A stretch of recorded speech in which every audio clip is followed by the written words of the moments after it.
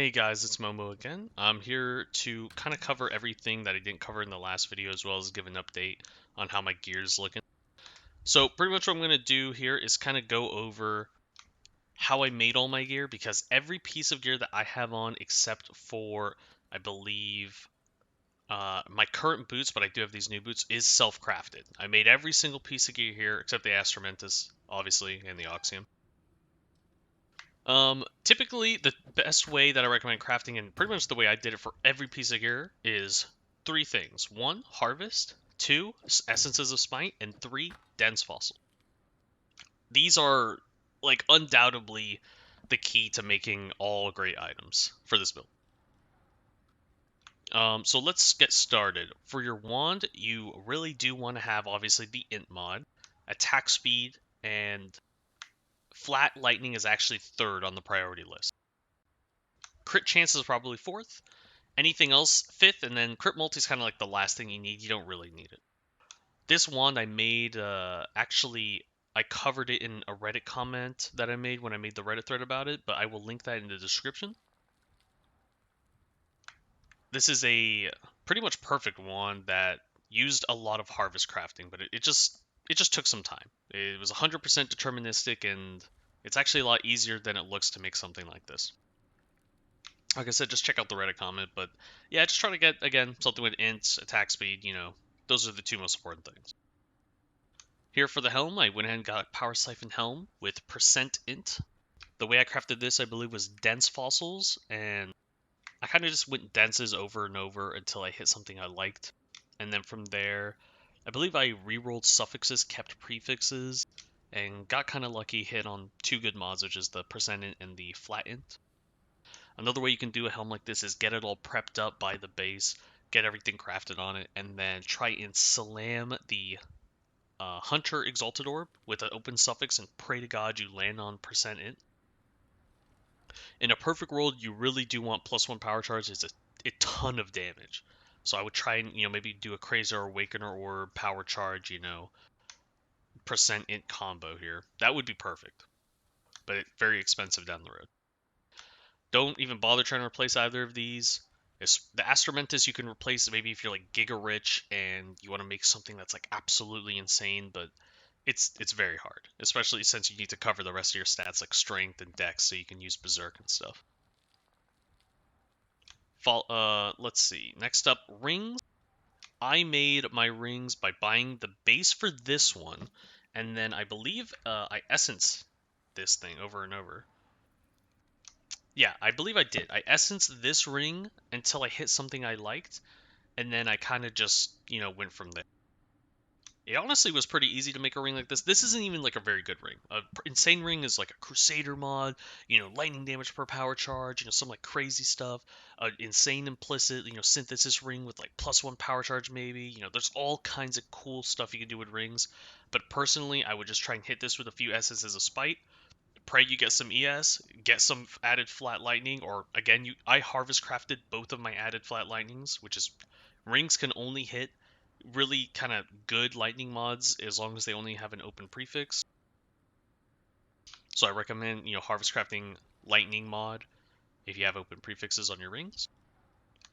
Conductivity on hit, I would again try and just buy a ring with this mod on here. It's actually not too bad to try and hit it if you have like a Crusader ring, but it's tough. I don't know. This ring is a delve conductivity, so it's kind of different. It means I can synthesize this ring. I can add a Hunter's Exalted Orb or Crusader's Exalted Orb. I have a lot of options with this because it's a delve mod, but yours will most likely not be a delve mod, so don't try to replicate this exactly. Just try to get int, the connectivity mod, and then whatever else you can fit on it. Just try to, cover your reses. The rings aren't like you don't have to go insane here.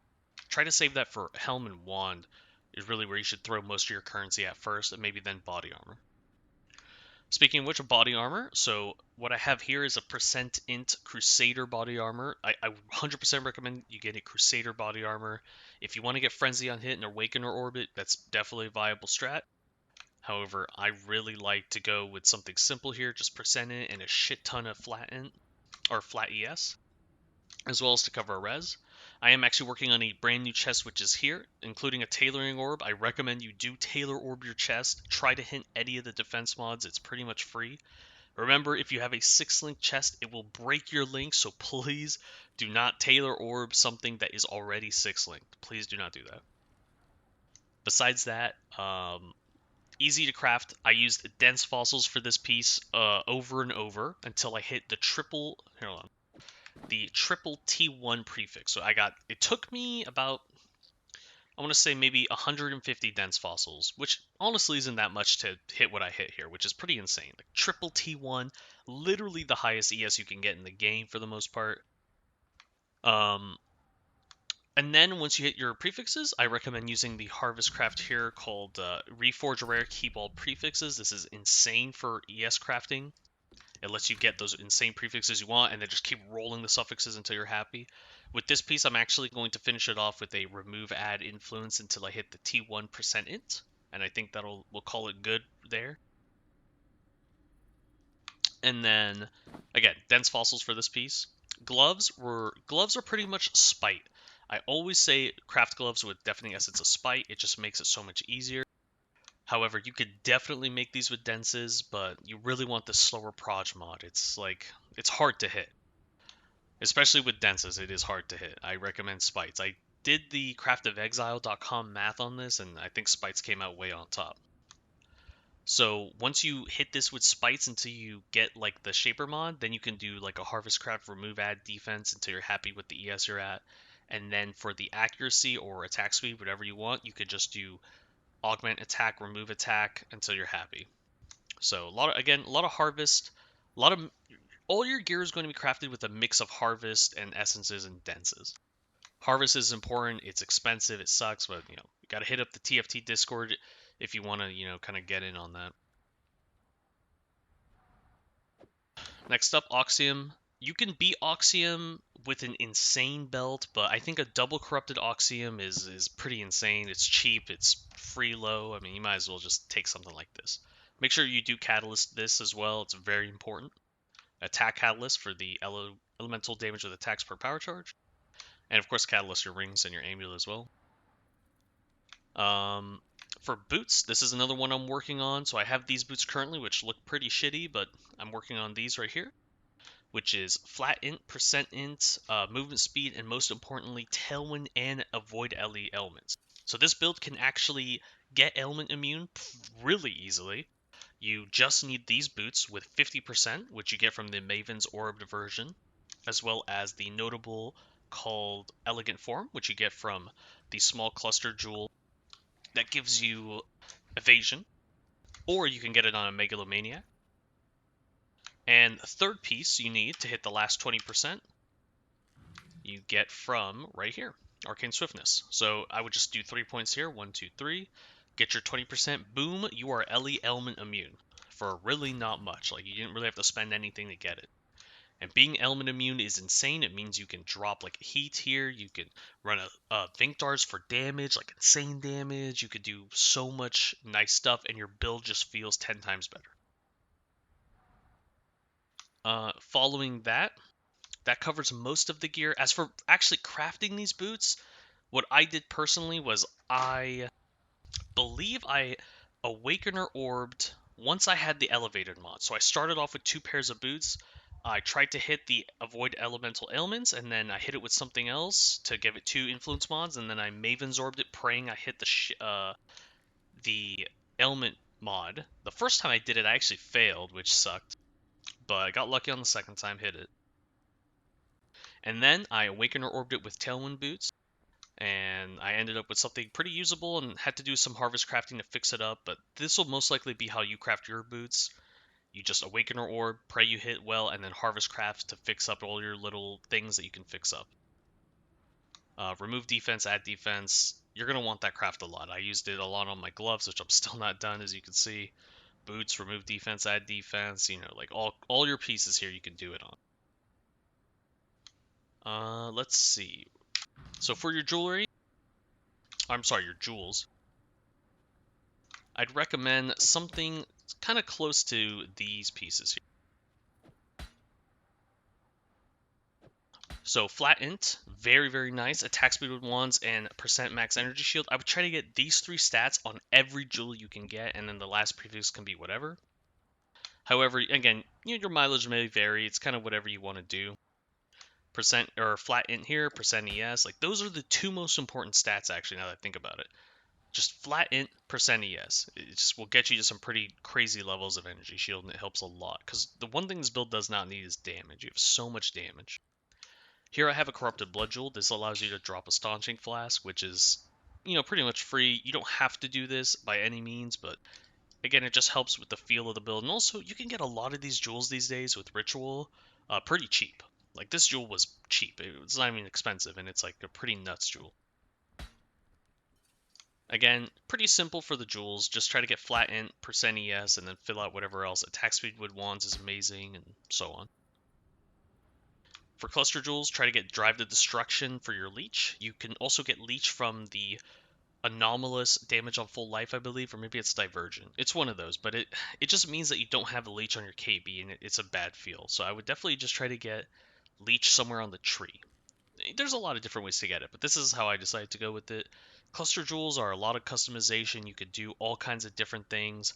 Advanced Guard is an amazing notable that I would try and get somewhere if you can.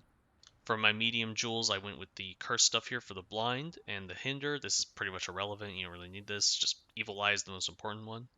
Here I just took some dam, just a ton of dam. You don't really need dam, like I said. You have so much dam at this level of gear. And Transcendent Flesh here for, again, a lot of dam. This is pretty much a must-have because it's just so much damage for pretty much free. Tree is very changeable. Oh yeah, Thread of Hope, I got that. Put that here. Overcharged, really, really, really good note. I would spend 5 points for this thing if I had to, because it's so nice. Getting endurance and frenzy charges while mapping is, can't be understated. So that's pretty much it for the jewels. Obviously, the Chainbreaker. And the Flask, finally. So Flask, you can, like I said earlier, you can go Vinctars if you want, but you have to be Elementamine if you want to do that setup. It's a ton of damage. You can also get the Betrayal Flask, the one off Katarina. I don't remember, I'm forgetting the name, but you guys know what I'm talking about. Anyway, it's really, really good. It has the Recover ES on kill, which is actually an insane stat, especially for running 100% Delirious. It gives you a lot of sustain. Speaking of 100% Delirious, I actually ran one earlier today, and it went well. I only died one time because of lag. There is a lot of lag with the way PoE runs right now. A lot of freezing in place kind of deal, a lot of crashes. I'm sure you guys have all had that. It sucks, but hopefully they're working on it, But either way, definitely doable. 100% Delirious pretty much melts with this level of gear. You just melt it with your KB. You don't even need to power siphon that often. Even Kosis and the other guy just get melted. Tons and tons of damage. I would say my POB right now I think is like 30 million DPS with my power siphon, and it only goes up. That's the cool part about this build, right? Like look at this like nuts gear you can get, and I haven't even put it on yet.